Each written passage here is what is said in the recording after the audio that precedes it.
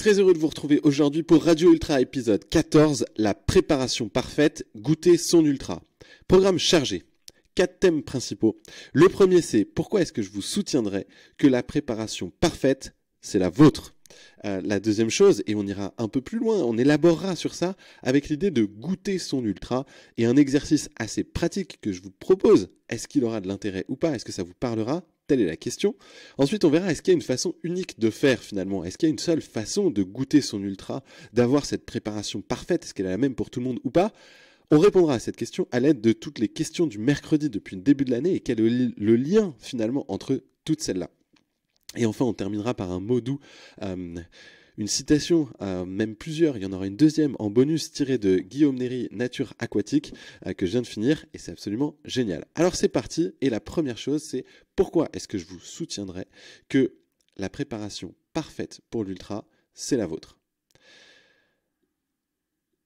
La première chose, c'est que je ne suis pas dans une attitude, on va dire, béate, de pensée positive, à se dire que tout est parfait et qu'on partage le petit déjeuner avec des licornes le matin, même si ça peut arriver, c'est rare. Non, l'idée derrière, la préparation parfaite, c'est la vôtre.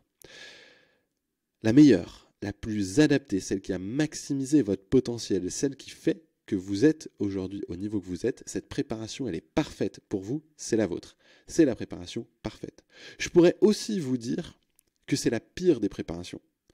Ou alors du moins qu'elle est médiocre, ou qu'elle est imparfaite, que vous auriez pu faire beaucoup mieux, que vous avez raté ça, que ça vous auriez pu l'optimiser différemment, que vous auriez pu, et peut-être dû à un moment donné, faire différemment, etc. etc. Bref, vous allez vous dire que je débloque et que je déraille, où est-ce que je veux en venir en vous disant tout et son contraire, à la fois que votre prépa, elle peut être parfaite, comme elle peut être nulle, comme elle peut être médiocre, comme elle peut être, ah oui, rassurante, au sens où c'est la meilleure chose et c'est la meilleure préparation que vous ayez pu faire dans le contexte que vous aviez. Donc elle n'est pas forcément parfaite, mais c'est la meilleure. Non. L'idée, c'est d'amener et de se poser la question de est-ce que quand on fait ça, quand on porte un jugement finalement. Et du coup, on porte un jugement sur sa propre préparation. Et du coup, sur soi. Et en fait, on se positionne par rapport à quelque chose qui ne change pas. C'est-à-dire que votre préparation, déjà, on peut y mettre un peu tout et n'importe quoi dans cette préparation. Est-ce que c'était que vos sorties? Est-ce que c'était aussi quand vous y avez pensé à vos ultras? Est-ce que c'était aussi quand vous avez fait tel autre sport, etc. Bref, tout ce qui est passé ne changera pas. En revanche, ce qui peut changer, c'est la perception, le jugement, le positionnement que vous avez, qu'on a par rapport à ce qu'on a fait.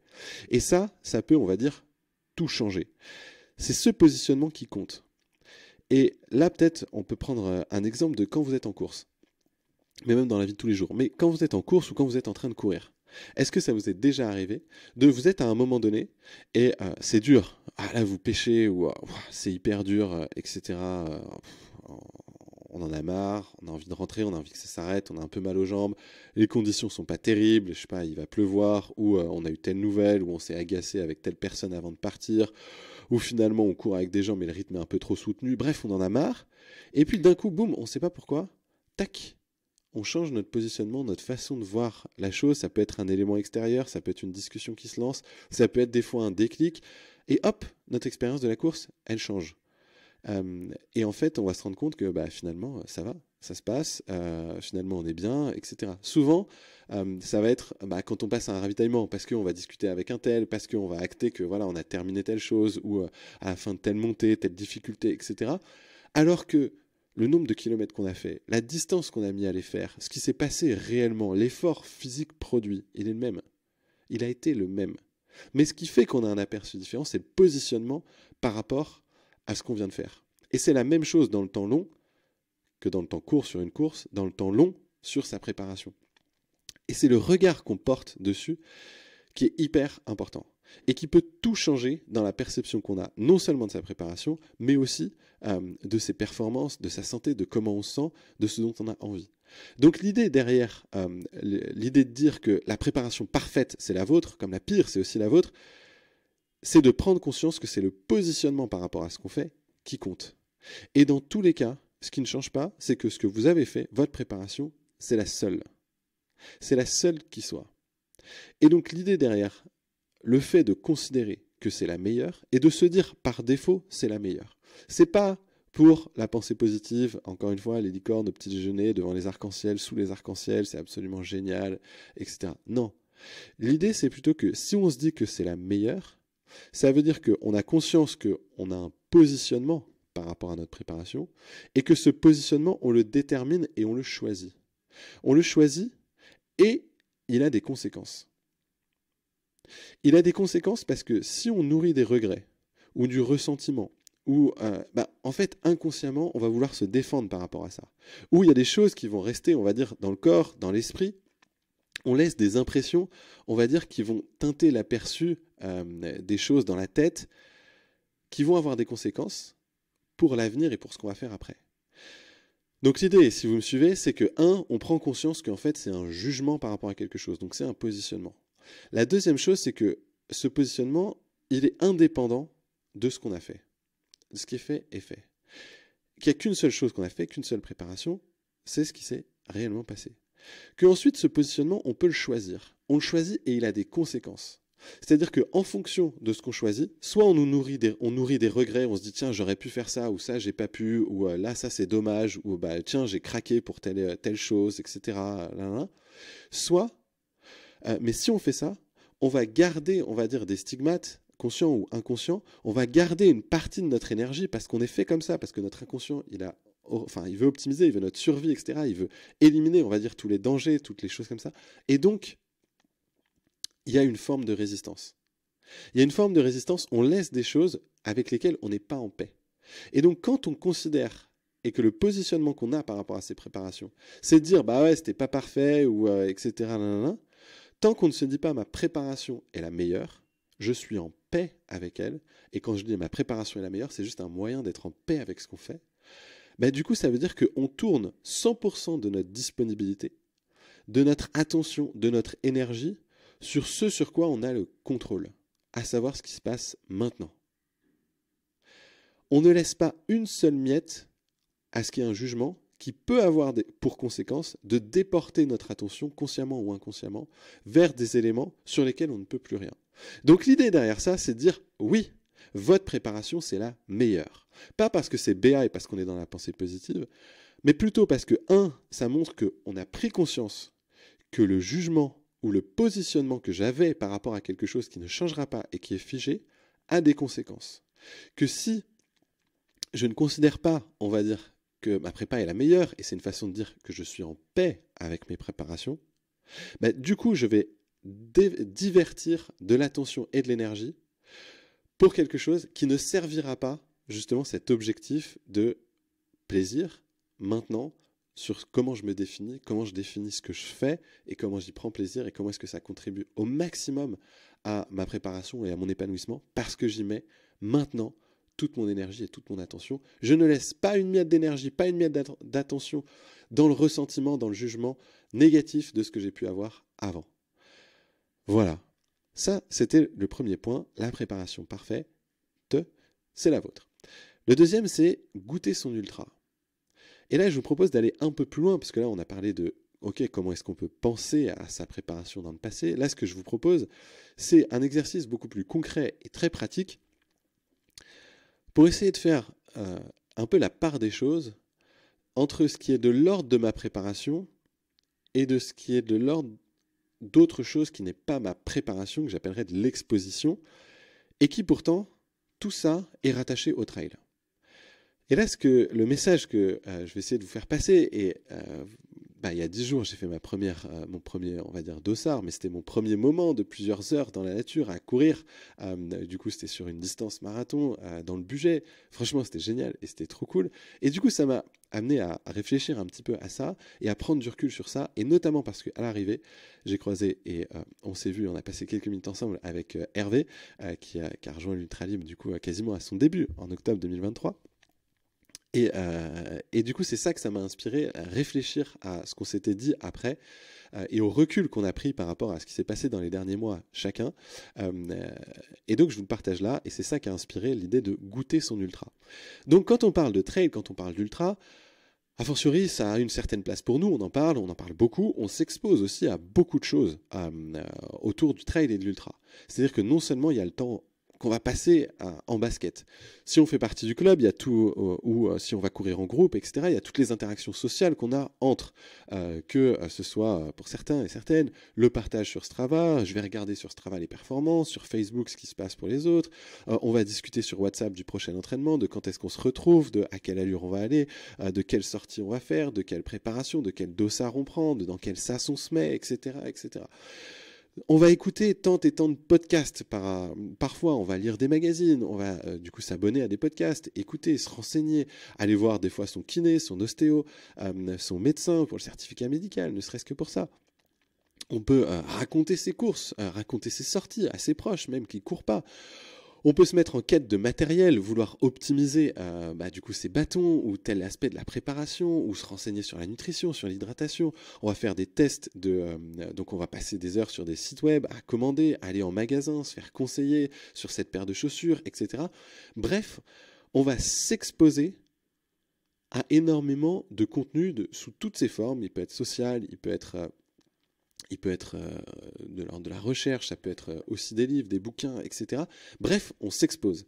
Et on baigne dans, on va dire, toutes ces informations, on va dire. Et ça, pour moi, c'est la première partie, c'est ce que j'appelle de l'exposition. Et l'idée, là, c'est de vous proposer un axe de réflexion pour voir, dans toute cette exposition, parmi toute cette exposition, est-ce qu'il n'y a pas des éléments qui font pour certains, et d'autres qui ne font pas partie de la préparation, au sens où j'ai une action dirigée dont j'espère et je vais concentrer mon énergie, mon attention, mes actions pour obtenir, on va dire, un résultat, ou du moins pour me changer, pour progresser, pour grandir, ou pour croître, cette notion de croissance, comme vous voulez.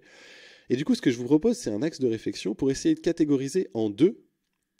D'un côté, tout ce à quoi vous vous exposez. Ce que vous entendez, ce que vous lisez sur le trail, sur l'ultra, sur votre pratique, sur l'hydratation, sur sa pratique sociale, etc. Et de l'autre côté, tout ce qui est de l'ordre de l'expérience ou de l'entraînement. Et là, j'essaye de le définir un peu plus précisément. Cette deuxième catégorie, c'est tout ce que vous mettez en place pour vous. Ce que vous ressentez, ce que vous goûtez. Et c'est là l'idée de goûter l'ultra. Deuxième catégorie, c'est ce que vous goûtez. Ce que vous goûtez, c'est, et si j'essaye de faire un peu le parcours, c'est vous êtes dans une attitude de recherche et vous passez ensuite à une phase de mise en place. C'est-à-dire que ça commence par, on s'écoute, soit on se dit, ah ok, on fait émerger ce qu'on appelle un point de travail. C'est-à-dire qu'on s'écoute à l'intérieur, etc. Et on fait émerger un point de travail. Ça peut être, par exemple, je m'écoute, et là, tiens, je sens que je suis pas fluide, ou là, dans cette montée, je sais pas, j'étais en résistance, c'était dur, etc., je suis pas fluide. Donc, mon point de travail, ça va être spécifiquement, tiens, comment est-ce que je peux être plus à l'aise d'un point de vue, là, c'était musculaire, c'était pas tant respiratoire ou cardiaque, c'était vraiment musculaire. C'est ce point de travail-là. Ça peut être aussi, tiens, je me sens fatigué en ce moment, comment est-ce que je peux retrouver de l'énergie dans mes séances et en dehors? Ça peut être n'importe quoi, l'alimentation, ça peut être la gestion de l'altitude, ça peut être comment est-ce que je vais gérer le fait d'être en paix avec cette course à laquelle je me suis inscrit et qui est a priori très longue, etc. Donc, on s'écoute. Ok, qu'est-ce qui est en résistance? On fait émerger, on prend conscience de ce point de travail. Du coup, là, une fois qu'on a ce point de travail, on va partir en quête, on va dire, de spécifiquement quelque chose à faire, à tester. Donc, est-ce que je vais chercher à trouver une source d'information ou un contenu qui va me proposer des axes, pardon, des exercices, des choses à mettre en place.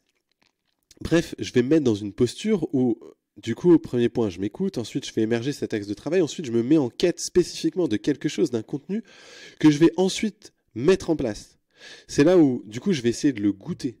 Que ce soit quelque chose qui est à lire, que ce soit quelque chose de très physique, à l'entraînement, que ce soit quelque chose de technique, que ce soit une intensité, que ce soit je fais attention à comment je fais ça, que ce soit quelque chose de je vais tester quelque chose à manger ou à boire, que ce soit une allure, que ce soit une fréquence de pas, que ce soit un nouveau matériel, etc. Bref, on y prête toute son attention. On concentre son énergie dessus pour en faire l'expérience, pour le goûter. Et ensuite, j'en tire, on va dire, un apprentissage, des conclusions. Et avec cette conclusion, je vais reconfronter à bah tiens, si je me réécoute sur ce paramètre, est-ce que j'ai toujours le même besoin? Est-ce que ça a évolué? Est-ce que le point de travail est différent? Est-ce que j'ai avancé ou pas? Et là, on est typiquement, quand vous êtes dans cette démarche-là, dans la deuxième catégorie, qui est plus celle de l'entraînement, de l'expérience, du fait de goûter. Alors appelez-la peut-être goûter. Première catégorie, c'est tout ce à quoi je m'expose. Finalement, je baigne dedans, etc. Bon, voilà. Deuxième, c'est ce que je vais goûter. Je suis dans une démarche où je m'écoute, j'identifie, on va dire, un axe de travail, je vais chercher proactivement quelque chose à solutionner, des options que je vais tester, je vais avoir des apprentissages et un retour du corps là-dessus, et je tire ma conclusion. Et du coup, est-ce que c'est clair pour vous? Est-ce que ça vous aide de prendre conscience, finalement, quand vous êtes dans cet exercice-là, où est-ce qu'est votre balance? Où est-ce que vous mettez le curseur? Est-ce que 90% du temps, vous êtes exposé à du contenu et en fait 10%, vous le goûtez? Ou est-ce que c'est l'inverse? Vous êtes 90% du temps à goûter et finalement 10% du temps à être exposé à des contenus. Et ça, c'est ma façon, on va dire, de verbaliser ou d'essayer de rationaliser quelque chose que je vois pour beaucoup et que je suis premier à le faire aussi. Il n'y a pas de jugement dans ce que je dis sur, ouais, je sais que ça, ce serait bien, mais en fait, pas pour moi. Ou, tiens, ça, en fait, je le fais, ouais, c'est trop bien. Mais pourquoi? L'autre fois, c'était à Noël, en courant avec mon frère, qui me dit ah ouais, je m'entraîne là 3 fois par semaine, je fais 2 séances comme ça, une séance comme ça, et c'est trop bien. Et je lui pose la question, je lui dis pourquoi c'est trop bien?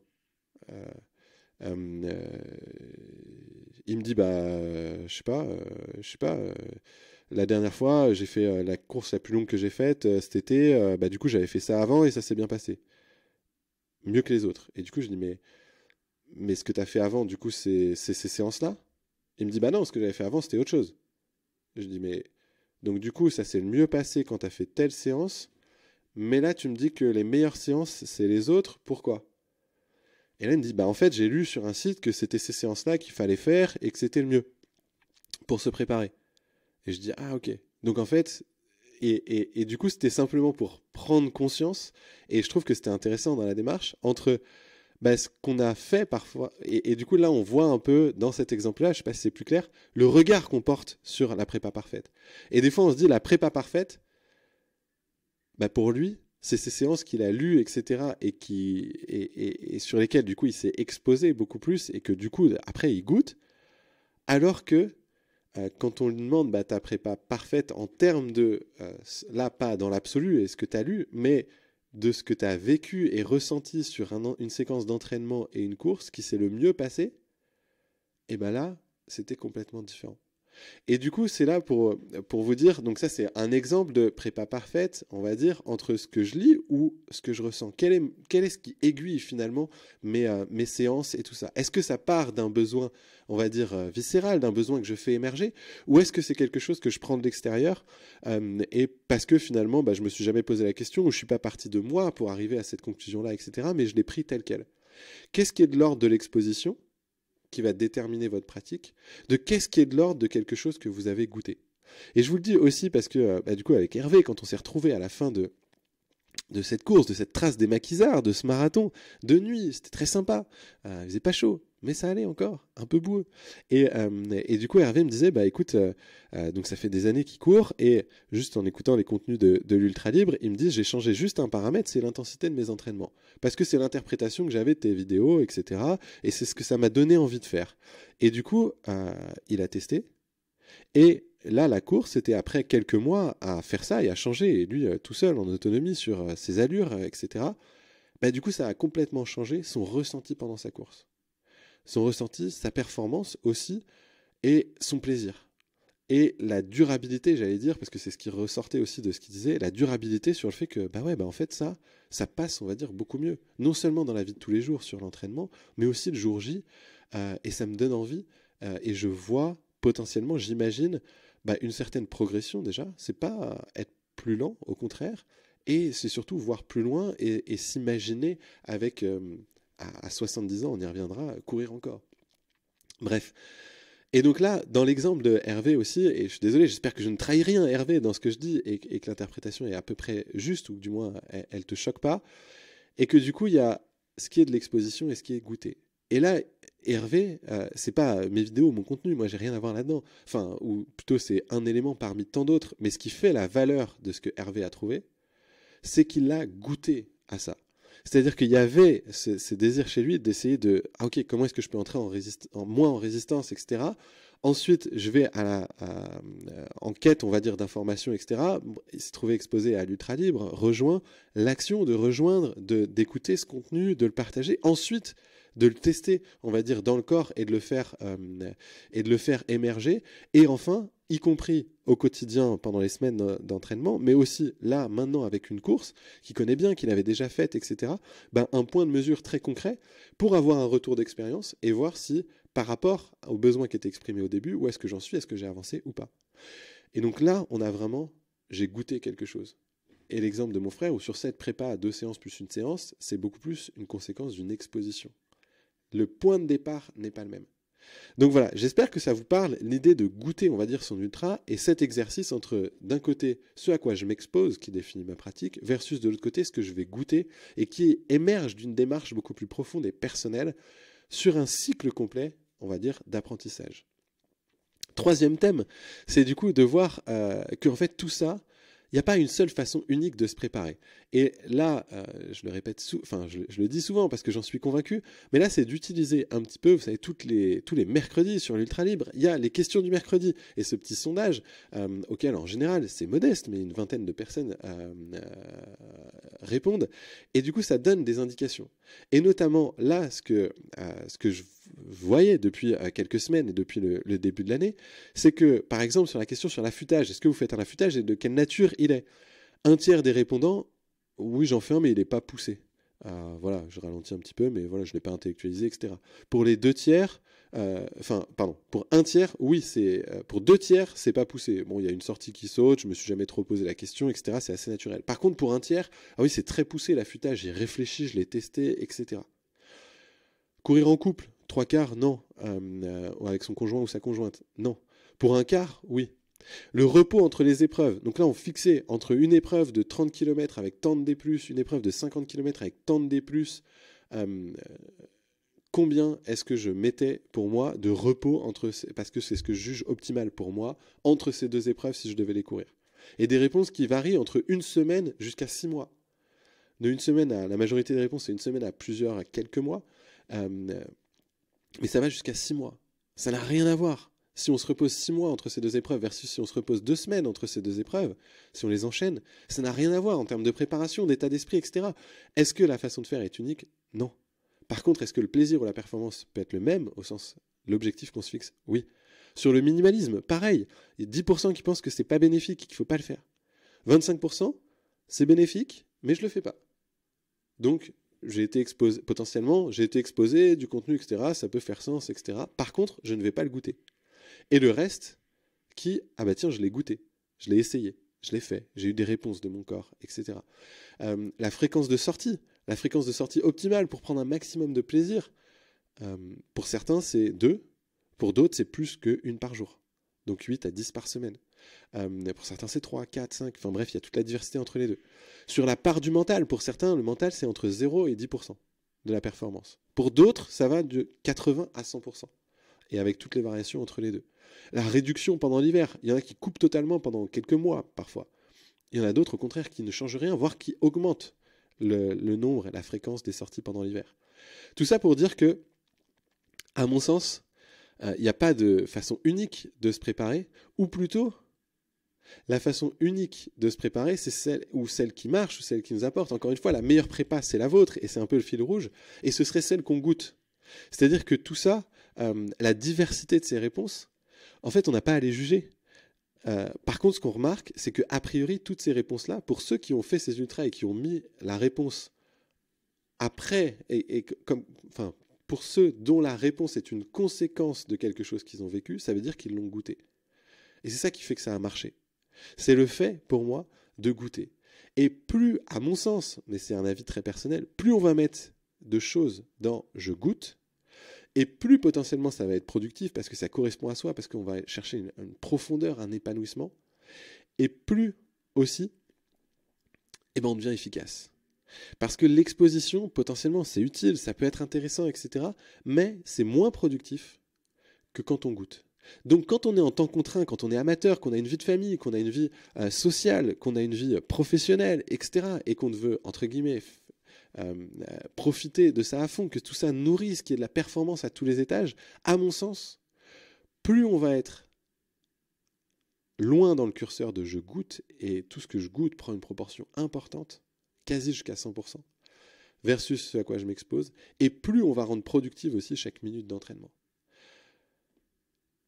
Parce qu'il n'y a pas une façon unique de faire, si ce n'est de goûter les choses. Ça, c'est ce en quoi je suis intimement convaincu. Et c'est ça aussi qui fait que peu importe ce qu'on fait, minimalisme ou pas, repos entre les épreuves, couple, affûtage, part du mental, réduction pendant l'hiver, etc., le lien entre les deux, à mon sens, c'est le fait de l'avoir goûté qui fait que ça marche pour soi. Et c'est la démarche et l'état d'esprit, le positionnement aussi dans lequel on est, qui compte. Pour terminer, parce que ça fait déjà quasiment 26 minutes, par le mot doux du coup de Guillaume Derry, merci Olivier pour ta reco, nature aquatique, Guillaume Derry, recordman du monde, ancien recordman du monde d'apnée du coup libre, moins 129 mètres je crois validé, même s'il a déjà été jusqu'à moins 139 mètres, et il le raconte dans son livre, et qui nous dit « Ma quête des profondeurs épouse désormais mon chemin de vie sans l'étouffer. Elle est plus personnelle, introspective, expérimentale, durable. Je me projette dans un chemin long où la perspective de tutoyer encore les grandes profondeurs après 70 ans m'enthousiasme plus que la conquête immédiate d'un nouveau record. » Et donc dans ce livre, il raconte et il prend du recul sur sa carrière. C'est après un accident sur une tentative de record du monde, après un confinement qui naturellement l'a empêché de plonger, etc. Finalement, qu'est-ce qui fait l'essence de sa pratique? Qu'est-ce qui fait son plaisir? Qu'est-ce qui fait son épanouissement? Lui, sur quelque chose de très vertical, de très contraint, où il va pousser au maximum une seule répétition, une seule respiration, pour aller le plus loin possible, là où c'est très comprimé, où il y a une pression de folie sur le corps, sur les poumons, etc. Donc comment et qu'est-ce qu'il en retire toute une carrière, ces épreuves-là, son équilibre de vie, son épanouissement, sur cet effort-là? Est-ce qu'il y a des choses, quand on les met à l'horizontale et qu'on va les étirer sur des milliers de respirations dans nos efforts d'ultra, est-ce que finalement il n'y a pas des logiques communes? Et c'est hyper intéressant, donc je partage deux citations, donc ça la première, et si on remplace la première que je vous ai dite, ma quête des profondeurs par ma quête des distances, est-ce que ça fait pas ma quête des distances épouse désormais mon chemin de vie sans l'étouffer? Goûter, exposer, équilibre, je sais pas, moi ça me parle, je vous le propose. Et est-ce que l'objectif, c'est pas de tutoyer encore les grandes distances après 70 ans? Est-ce que c'est pas ça qui nous enthousiasme plus que la conquête immédiate d'un nouveau record? Bref, ça nécessite aussi d'être centré sur soi. Et après, une autre, et je terminerai là-dessus, à 120 mètres de profondeur, ne subsiste que la conscience aiguisée d'être totalement présent. Et là, à 120 kilomètres, ne subsiste que la conscience aiguisée d'être totalement présent. Est-ce qu'on le ressent aussi pareil? Est-ce que ça nous donne envie d'y aller ou pas? Est-ce qu'on y prend suffisamment plaisir? Est-ce qu'on le goûte? Parce que être totalement présent, pour moi, c'est une façon de goûter, entre guillemets, à sa préparation aussi, à son jour J. Bref, je vous laisse avec ça. J'espère que ça vous a aidé, donné à réfléchir, ça interroge et ça peut donner des clés et des éléments qui peuvent être très concrets pour réussir à goûter son ultra. En tout cas, merci Hervé et merci à celles et ceux avec qui j'ai pu partager du coup cette trace des maquisards. C'était vraiment un beau moment, bien goûté, après une préparation parfaite, on l'aura compris maintenant, du moins avec laquelle j'étais en paix, et c'était trop bien. Bonne semaine et à très vite.